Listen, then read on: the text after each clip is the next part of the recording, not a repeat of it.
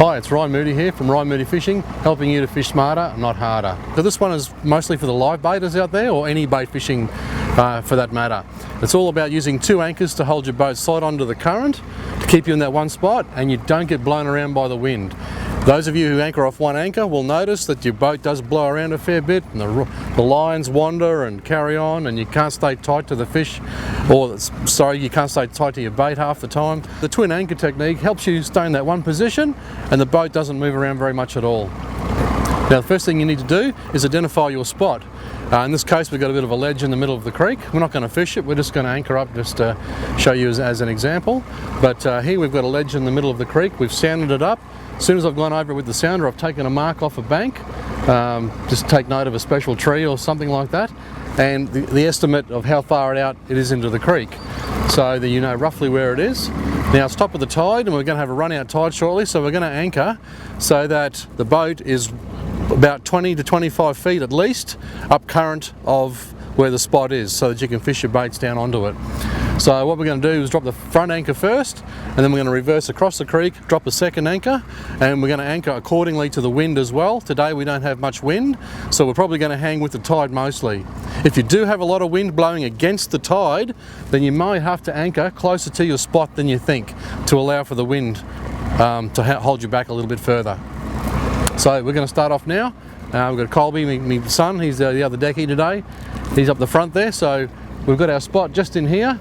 It's off that tall tree over there and it's out about 60 feet. So what I'm going to do, I've got a run out tide happening shortly, not very much wind, so I'm going to come up about 30-35 feet and drop anchor. Alright Cole, I'll get you ready on your anchor there mate. We've got our spot just here. And we want to anchor so our baits are fishing just in front of it. So over here I'm going to get you to drop your anchor in the water shortly. We don't tie up to the bank if we can help at all, especially when you're fishing mid-river so that other boats can go around you. If you're fishing a spot not too far from the bank, well you can attach your anchor to the bank then. Okay mate, drop yours there. Now we're going to let your rope out. I'm going to reverse across the creek and drop another anchor. Is mostly meant for shallow inshore waters where you've got a bit of tidal movement, like in the creeks, bays and estuaries. It doesn't work out wide when you've got really deep water, of course. So once you get over that 10 metres, 12 metres of water, the scope on your ropes is just too much sometimes and you can't grab bottom. So it's mostly a shallow estuary type of thing. Okay, I'm going to throw mine out now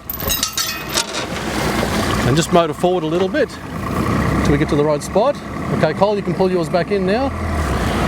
Stop the motor.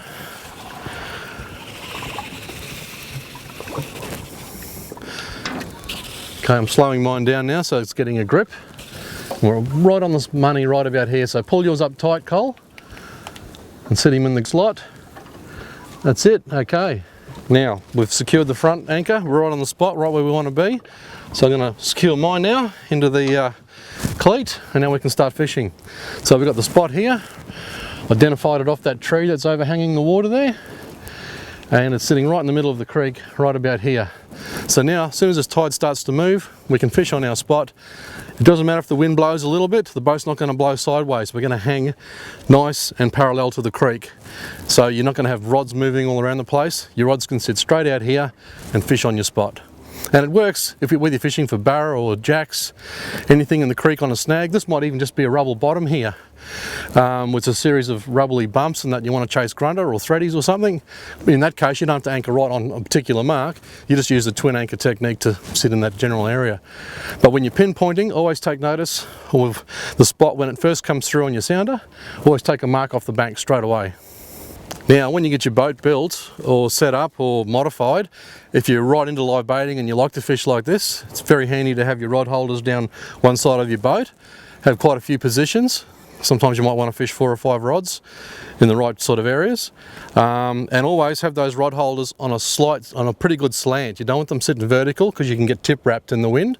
You want the rod laying over nice and flat like that one, so the fish can come onto it, take the bait, hook up, and you're away. Now when you're anchoring to anchor right on a particular target, it may take you a little while to get used to this. Sometimes also you'll just anchor up at the start of the tide, and as soon as the tide starts to move, the wind will come up and it'll blow you further away. Well, as long as you can still reach that snag, it's okay to keep casting further. But if it blows you too far off it, well, you might have to just retrieve your anchors and drop them almost over the top of the spot and then hang back with the wind so you can fish onto the spot. So it does vary a little bit, and it'll take a little bit of time to get used to it, but once you do get the hang of it, it's a great way to anchor up and fish for all kinds of species. Having 2 anchors on board is also handy if you're out on the beach and you want to go into the beach to throw your cast net for mullet or take a toilet stop or whatever it be. Sometimes people leave their boats in against the beach, they chuck a front anchor out and the thing washes up against the beach and ends up high and dry. With this way, you can always chuck out an anchor out the back, keeps your transducers out of the sand, saves the surfaces on the transducer getting all scratched up. So yeah, when you come into a beach, chuck your back anchor out that way, front anchor onto the beach, and that'll keep all your electronics and everything out in the water, away from the sand and stuff.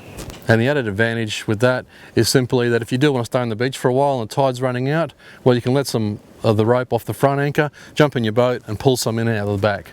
Plus also, if the beach is just about ready to drain and you need to get out of the area, you can just pull your front anchor in, and then you've also got something to pull yourself out of the shallows with. You can pull your anchor right in and take you 20-30 feet off the beach or whatever it be, so then you can drop your motor in and motor out.